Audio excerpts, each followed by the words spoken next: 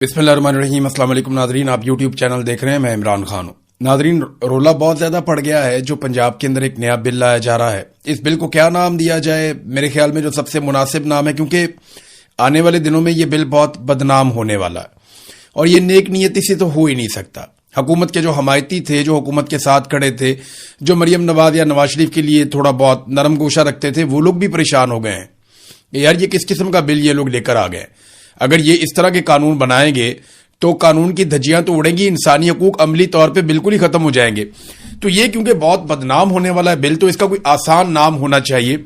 तो ये martial law bill, इसका मेरे ख्याल में अब तक मुझे जो समझ आया, आसान तरीन नाम इसका रखा जा सकता है, मार्शल लॉ बिल। और ये पंजाब के अंदर एक तरह से मार्शल लॉ बिल लाया जा रहा है। इसका मुश्किल नाम लेने से बेहतर है इसको मार्शल लॉ बिल ही पुकारा जाए। ये पाकिस्तान में अब एक नया ट्रेंड है, यानी पंजाब के अंदर खास तौर पे खातून civil martial law administrator TikToker Maryam Nawaz साहिबा जो है, वो अब एक कानून लेकर आ रही है जो उनका मनपसंद कानून है। इसमें मैंने मनपसंद इसलिए कहा कि जो एमपीए है जिसने ये बिल मुतारिफ करवाया, वो खुद मुकर गया। उसने कहा जी मैं तो नहीं लेके आया। यानी ताजा अपडेट इसमें यह है कि नून लीगी एमपीए खालिद रांझा, जिनके बारे में कहा जाता है कि वो ये बिल लेकर आए, उन्होंने कहा ये बिल उनका नहीं है बल्कि पंजाब हुकूमत का बिल है और ये कानून वजीर आला पंजाब मरियम नवाज की मुशावरत से लाया गया है। और जो स्पीकर है वो कह रहे हैं जी मुझे तो आगाही नहीं किया गया। यानी पीका का जो कानून है वो भी पीएमएल-एन लेकर आई थी नवाज शरीफ के दौरे हुकूमत में, शहबाज शरीफ के दौरे हुकूमत में, इमरान खान साहब के दौर में इस पे काम होने लगा था। और उस दौर में मैंने कहा था कि सख्त कवानीन जरूर बनाएं लेकिन सबके लिए बनाएं। और फिर सारे सहाफी निकल आए, बड़ा एहतजाज किया गया। अब ये उससे भी घटिया नौयत का एक अजीबोगरीब किस्म का काला कानून मार्शल लॉ बिल वो लाया जा रहा है। और मार्शल लॉ बिल के अंदर क्या होगा इसकी तफसीलात मैंने आपको पहले बताई। कुछ चीजें मैं आपको ये बताता हूं। एक तो जनाब एमपीए साहब मुकर गए, वो कहते जी मेरा नहीं है। तो ये आप रिकॉर्ड के ऊपर रख लें कि ये बिल जो है मरियम नवाज साहिबा का बिल है, मरियम नवाज साहिबा का पसंदीदा बिल है, वो खुद इसको लेकर आ रही हैं। इससे आपको अंदाजा हो जाना चाहिए कि ये खानदान किस कदर फाशिस्ट रवैया रखता है।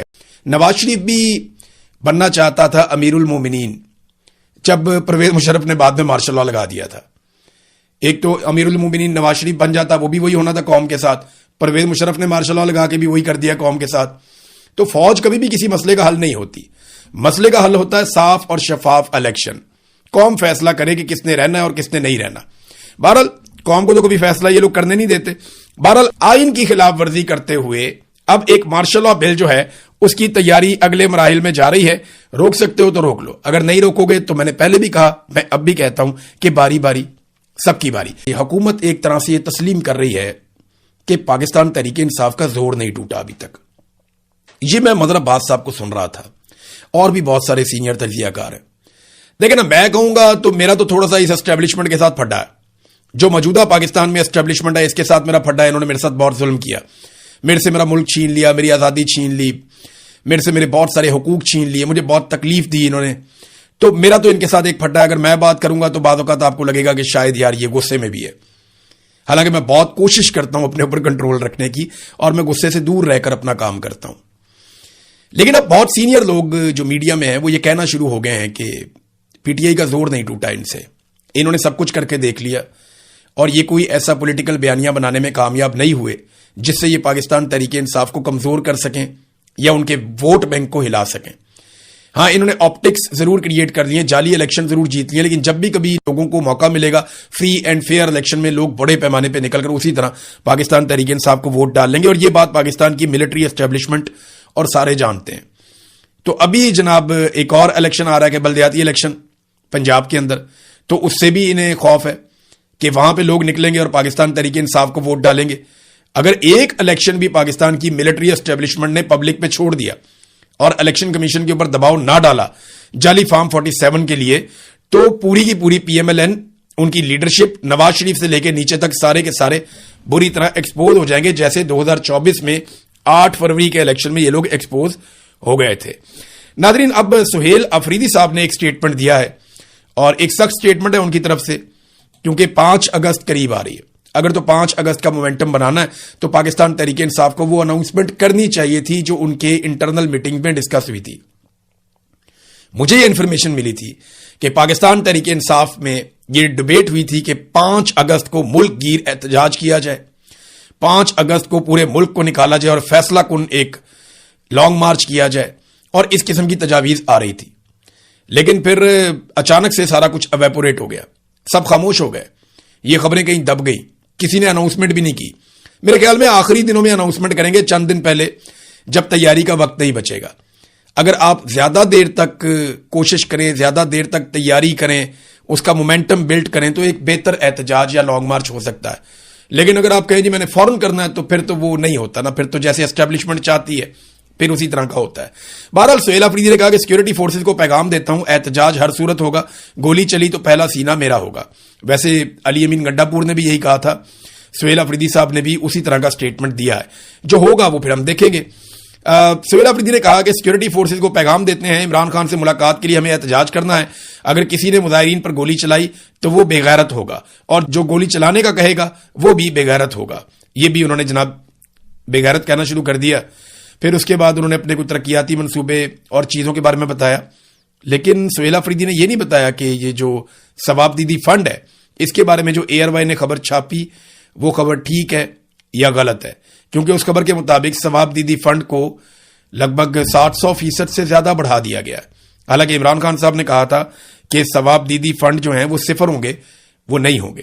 بہرحال یہ سہیل آفریدی نے کہا کہ ہم احتجاج کریں گے ملاقات کے لیے، اور عمران خان صاحب سے ملنے کے لیے ہم پورا زور لگائیں گے. میرے خیال میں اگر انہوں نے کوئی کال دے دی 5 اگست کی، تو اس سے پہلے شاید عمران خان صاحب سے کوئی ایک آدھی ملاقات کروا دی جائے. تو اب معاملہ عمران خان کی رہائی کا نہیں ہے، اب معاملہ عمران خان سے ملاقات کرنے کا ہے.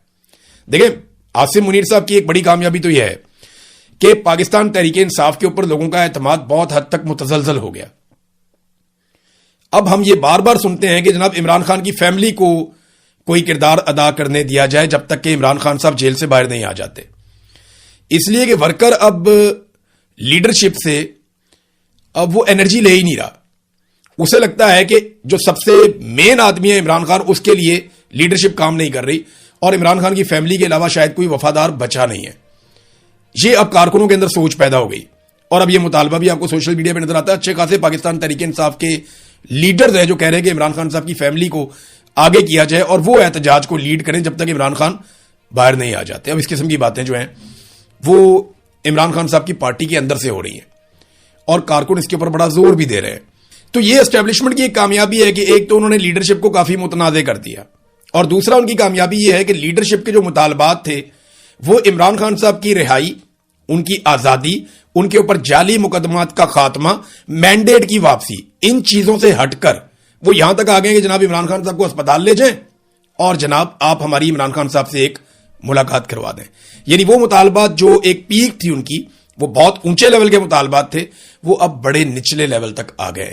اور یہ ملٹری اسٹیبلشمنٹ نے اپنے ظلم کے ذریعے سے کیا ہے، اور پاکستان تحریک انصاف کی لیڈرشپ ایک ایک قدم کر کے پیچھے ہٹتی رہی مفاہمت کے چکر میں، اور آج اب وہ وہاں کھڑے ہیں کہ وہ کوئی بڑا مطالبہ بھی نہیں کر رہے. ناظرین، امریکہ اور ایران کے مذاکرات اب قطر میں شروع ہونے جا رہے ہیں. یہ ایک بڑی ڈیولپمنٹ ہے، اور اس میں جو خبر ہے میرے پاس وہ یہ ہے کہ امریکہ نے اور ایران نے ایک دوسرے کے اوپر دوبارہ سے حملہ کیا، اور اس کے بعد دوحہ کے اندر اب مذاکرات ہوں گے امریکہ کے اور